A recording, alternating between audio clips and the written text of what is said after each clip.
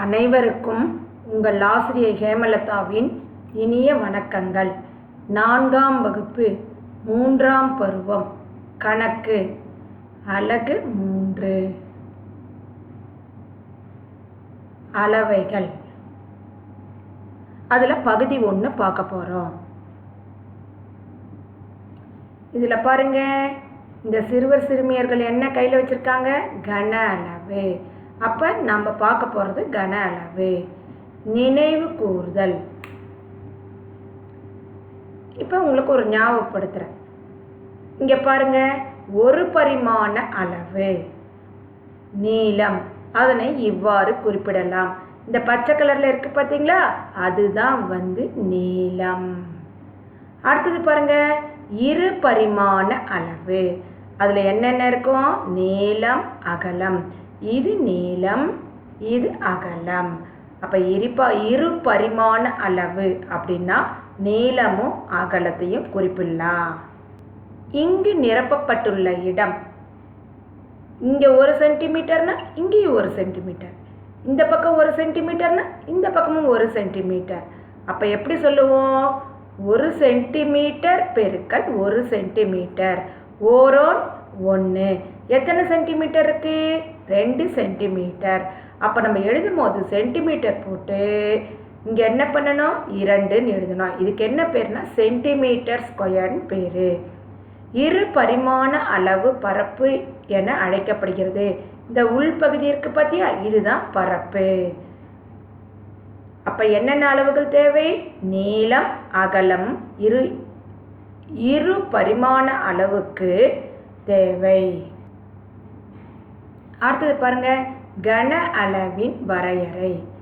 இரு பரிமாண மேற்பரப்பானது 1 சென்டிமீட்டர் வரை நீட்டிக்கப்படும் பொழுது முப்பரிமாணம் உருவாகிறது. நம்ம என்ன சொன்னோம்? நீளம், அகலம் பார்த்தோம். அடுத்தது என்னது? உயரம் பார்க்கணும். அப்போ அந்த உயரம் பார்க்கும்போது அது என்னவா மாறுது? முப்பரிமாணமாக மாறுது. பாருங்க, நீளம், அகலம், உயரம். அப்போ இது முப்பரிமாணம் சொல்லுவோம். இங்கே பாருங்க, நீளம் 1 சென்டிமீட்டர் இருக்கா, அகலம் 1 சென்டிமீட்டர் இருக்கா, அப்புறம் உயரம் 1 சென்டிமீட்டர் இருக்கா. ஓரோன் 1, ஓரோன் 1. 1ஆல் 1 பெருக்குனா 1, 1ஆல் மறுபடியும் 1 பெருக்குனா 1. அப்போ எத்தனை சென்டிமீட்டர் இருக்கு? 3 சென்டிமீட்டர் இருக்கு.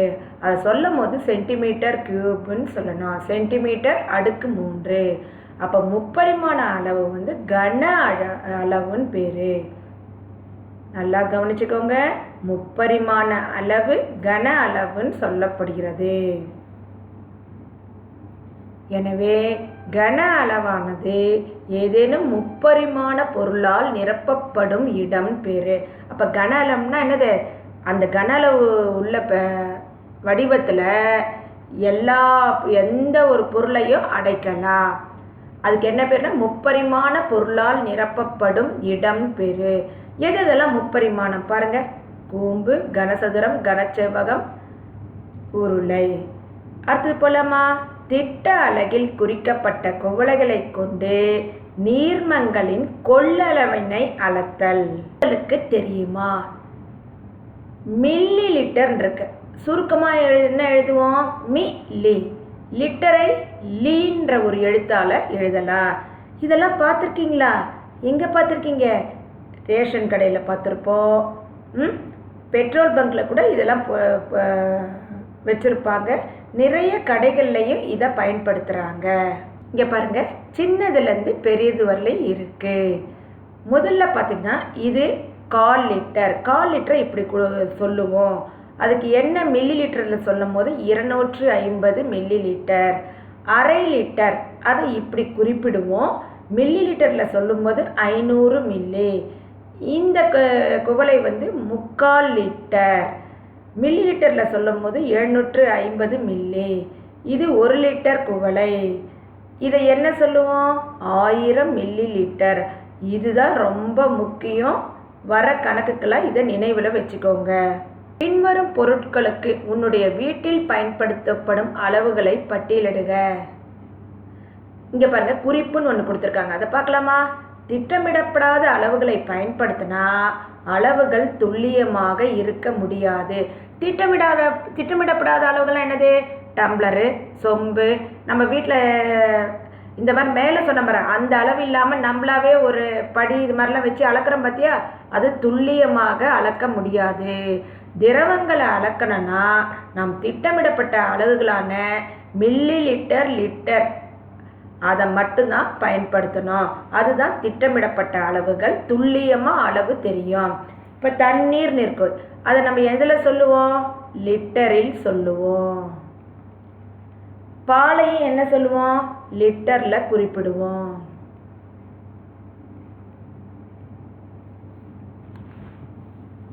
அடுத்தது பாருங்க, எண்ணெயை என்ன சொல்லுவோம்? மில்லி லிட்டரில், எவ்வளோ வேணால் மில்லி லிட்டரில் நம்ம சொல்லுவோம். Petrol litre, diesel litre. இப்போ பெட்ரோல் டீசல்லாம் போடுறோம், போய் 1 லிட்டருக்கு போடுங்க, 2 லிட்டர் போடுங்கன்னு சொல்கிறோமே, அதெல்லாம் லிட்டரில். அப்போ இதெல்லாம் திட்டமிடப்பட்ட அளவைகள்.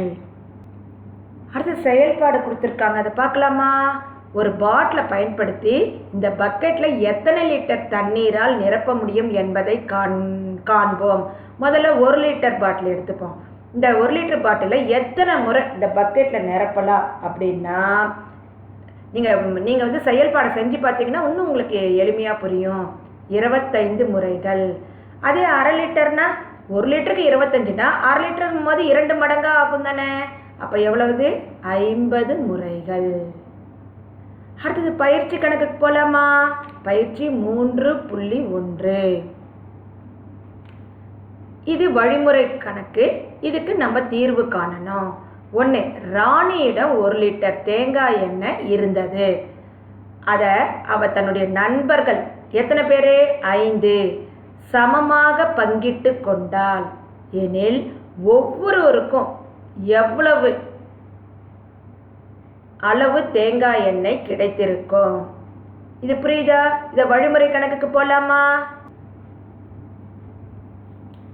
ராணியிடம் உள்ள தேங்காய் எண்ணெய் 1 லிட்டர். அப்போ நம்ம என்ன சொன்னோம்?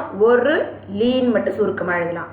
பங்கிடும் நபர்களின் எண்ணிக்கை, ராணி எத்தனை பேருக்கு தேங்காய் எண்ணெய் சமமாக பிரித்து கொடுக்குறா? 5 பேருக்கு. இப்போ நான் ஞாபகம் வச்சுக்கோங்கன்னு சொன்னேன்னா இல்லையா முன்னாடி, 1 லிட்டருக்கு எத்தனை மில்லி?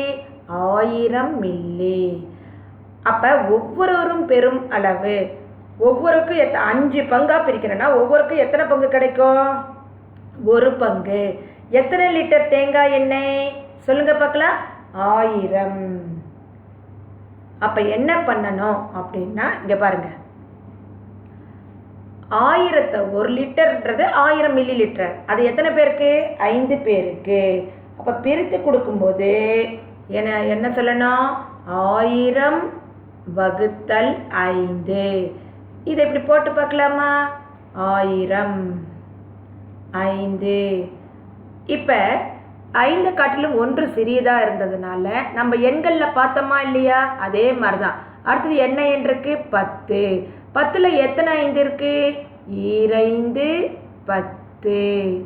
அப்போ 2ஐ தூக்கி மேலே போடணும், 10ஐ எடுத்து கீழே போடணும். 10ல் 10 போனதுன்னா 0. அடுத்தது 2 0 இருக்கு. அப்போ நமக்கு ஏதாவது வகுப்படுமா? வகுப்படாது. அப்போ மேலே எடுத்து எழுதணும். அப்போ ஒவ்வொருவரும் பெறும் அளவு 1000 5ஆல் வகுத்தால் ஒவ்வொருவருக்கும் எவ்வளவு மில்லி லிட்டர் தேங்காய் எண்ணெய் கிடைக்கும்? சொல்லுங்க பார்க்கலாம். 200 மில்லி.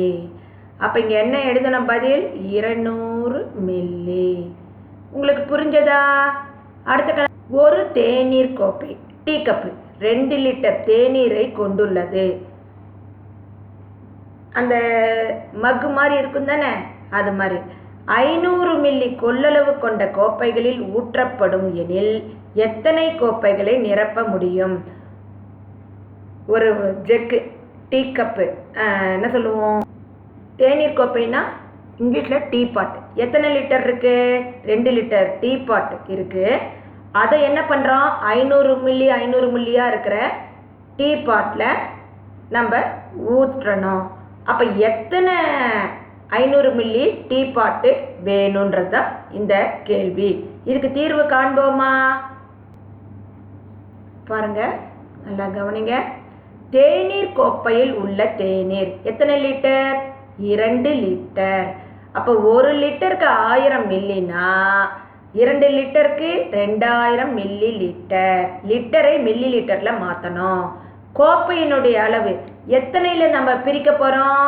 500 மில்லி லிட்டர் கோப்பையில் ஊற்ற போகிறோம்.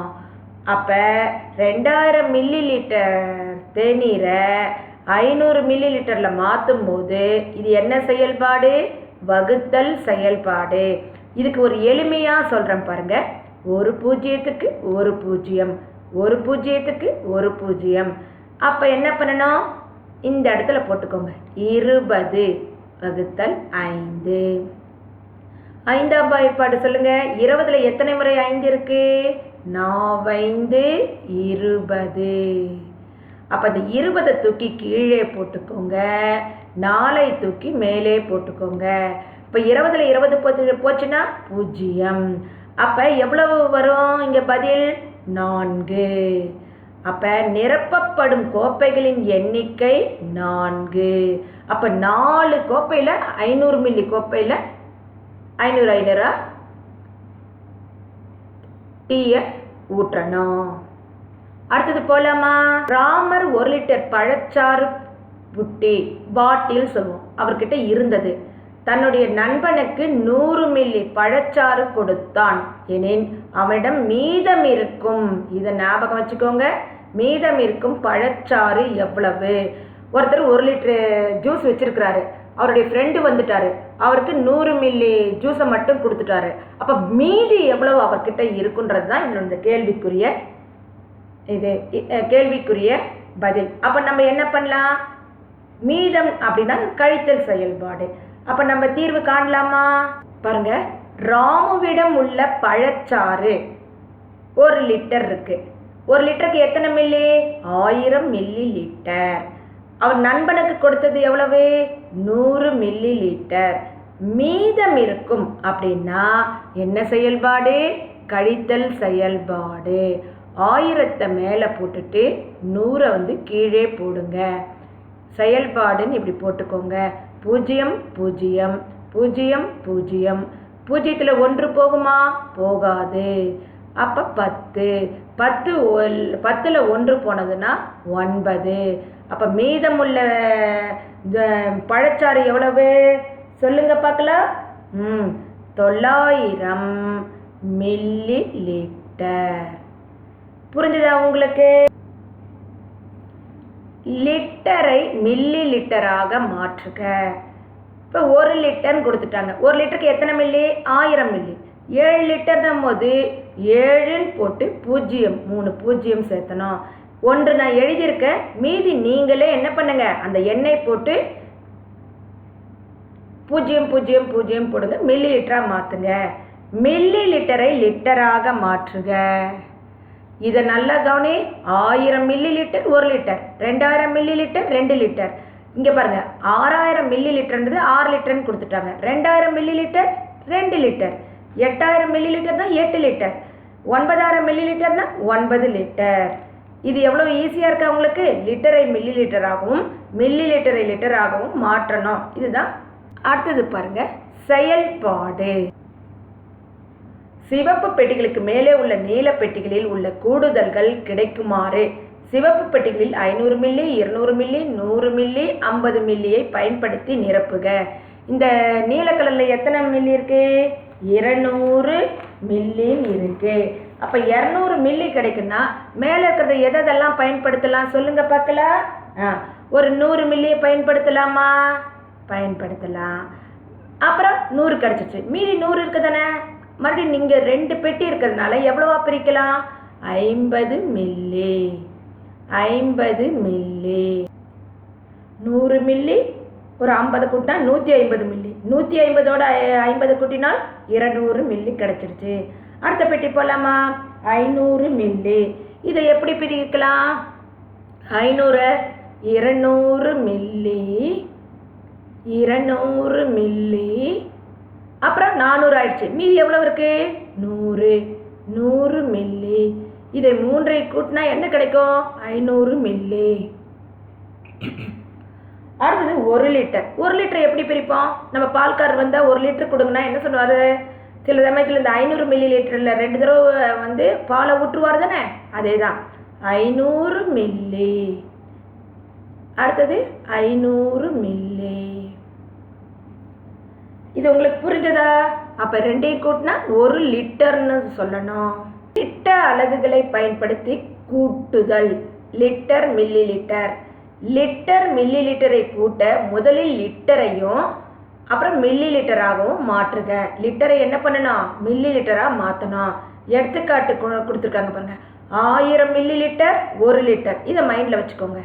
1 லிட்டர் கூட்டல் 345 மில்லி லிட்டர். கூட்டலுக்கு வட்டம் போட்டுக்கோங்க. இதையும் வட்டம் போட்டுக்கோங்க. இப்போ 1 லிட்டர் அது எத்தனை மில்லி லிட்டராக மாற்றணும்? 1 பெருக்கல் எதால் பெருக்கணும்? 1000 1000 1000 இப்படி போட்டுக்கோங்க. 345 மில்லி லிட்டர். எப்பவுமே நல்லா கேட்டுக்கோங்க. அந்த கூட்டுகை இந்த லிட்டர்னு கொடுத்தாங்கன்னா அதை நம்ம என்ன பண்ணணும்? மில்லி லிட்டராக மாற்றலாம். அப்போ இதை கூட்டினா எவ்வளோ வரும்? கூட்டி பாருங்கள். இதை போட்டுட்டு பின்னாடி இருந்து 345 போட்டிங்கன்னா 1345 மில்லி லிட்டர் கிடைக்கும். கண்டிப்பாக அலகுகள் குறிச்சாதான் உங்களுக்கு கணக்கு எளிமையாக புரியும். எடுத்துக்காட்டு 2. 7 லிட்டர் 9 மில்லி லிட்டர். 7 என்ன பண்ணணும்? 1000ஆல் பெருக்கினா எவ்வளவு? சொல்லுங்க பார்க்கலாம். 7000 மில்லி லிட்டர். 9 மில்லி லிட்டர் அப்படியே போட்டுட்டு இதை போடும் போது நல்லா கவனிங்க. இது 1 இதில் இந்த இடத்துல இங்கே போடணும். இப்போ கூட்டினா என்ன வரும்? 9007. நான் போட்டது வந்திருக்கா பாருங்க. அடுத்தது எடுத்துக்காட்டு 3. இங்கே பாருங்க. கூட்டுக 63 லிட்டர் 380 மில்லி மற்றும் 14 லிட்டர் 175 மில்லின்னு கேட்டிருக்காங்க. அப்போ முதல்ல 63 லிட்டர் 380 மில்லி லிட்டரை போட்டுட்டு இங்கே லிட்டர் மில்லி லிட்டர்னு போடுங்க. கூட்டல் செயல்பாடுக்கு வட்டம் போடுங்க. அடுத்தது 14 லிட்டர் 175 மில்லியை கீழே போடுங்க. அப்போ முதல்ல மில்லி லிட்டர் தான் முதல்ல கூட்டணும். 0 5 8 7 15க்கு 5 மீதி 1 3 4 5 4 3 7 6 1 7. அப்போ 77 லிட்டர் 555 மில்லி லிட்டர் கிடைக்கும். இது உங்களுக்கு புரிஞ்சதா? அடுத்து பயிற்சி கணக்கு போகலாமா? 3.2. பின் வருவனவற்றை நிரப்புக. 1 உங்களுக்காக செய்யப்பட்டுள்ளது. ஒரு மாதிரி அவங்க கொடுத்துட்டாங்க. மீதியை நம்ம என்ன பண்ணணும்? அழகாக செய்யணும். பாருங்க. 3 லிட்டர்னு கொடுத்துட்டாங்க. நான் என்ன சொன்னேன்? லிட்டரை மில்லி லிட்டராக மாற்றும் போது 1000ஆல் பெருக்கணும்னு சொன்னேன்னா இல்லையா? 3 லிட்டர்னா 3000 மில்லி லிட்டர். 735 அப்படியே போட்டுக்கோங்க. அப்போ என்ன விடை?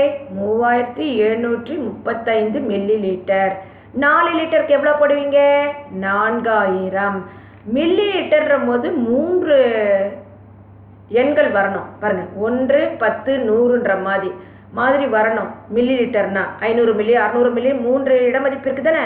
ஆனால் இங்கே கொடுத்துருக்கிறது என்னது? 43ன்னு கொடுத்துருக்கிறதுனால நீங்கள் 043ன்னு போடணும். அப்போ பதில் எவ்வளவு? 4 போட்டுட்டு 043 4043 லிட்டர். 8 litre 6 millilitre. 8க்கு என்ன பண்ணுவோம்? 8000. அப்போ இந்த இடத்துல 6 மில்லின்னு கொடுத்துருக்காங்க. ஓர் இலக்கம் தான் கொடுத்துருக்காங்க. மீதி இல்லை. அதுக்கு என்ன பண்ணணும்? முன்னாடி 02 போட்டிருக்கோங்க. 6 1 10 100. அப்போ எழுதும் போது 8 போட்டு இது 1000 இருக்கு. 006 8006 மில்லி லிட்டர். நீங்கள் 1 10 100 1000 போடுங்க. 8000 வந்துருச்சா? அப்போ நம்ம போட்டுக்கிற விடை ரைட்டு. 6 litre 800 milli. இதை என்ன சொன்னால் 6 லிட்டரை 6000ன்னு பிரிச்சுக்கோங்க. 800 மில்லி. இப்போ இது மாதிரி இருந்ததுன்னா ஒன்றும் பிரச்சனை இல்லை. 6 மட்டும் இந்த முதல் நம்பரை போட்டுட்டு அந்த 800 அப்படியே போட்டுக்கோங்க. இங்கெல்லாம் பாருங்கள் 3 இலக்கங்கள் வந்திருக்கா பாருங்கள். இங்கே 4 இலக்கங்கள் வந்திருக்கா? அப்போ ஓர் இலக்கம் கொடுத்தா கூட முன்னாடி 0 போட்டு நீங்கள் இந்த மாதிரி போடுங்க. அப்போ 6800 மில்லி லிட்டர். புட்டிகளில் உள்ள அளவுகளை புட்டிகளில் கீழே கொடுக்கப்பட்டுள்ள பெட்டிகளில் உள்ள அளவுகளுடன் பொருத்துக.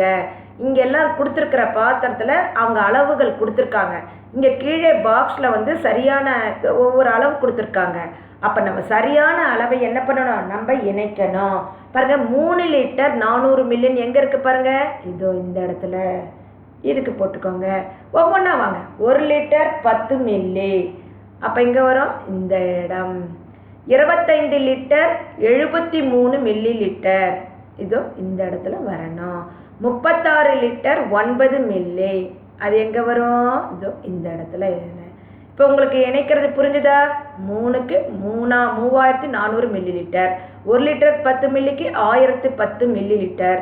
அடுத்து 25 லிட்டர் 73 மில்லிக்கு 25 லிட்டர் 2573 மில்லி லிட்டர்.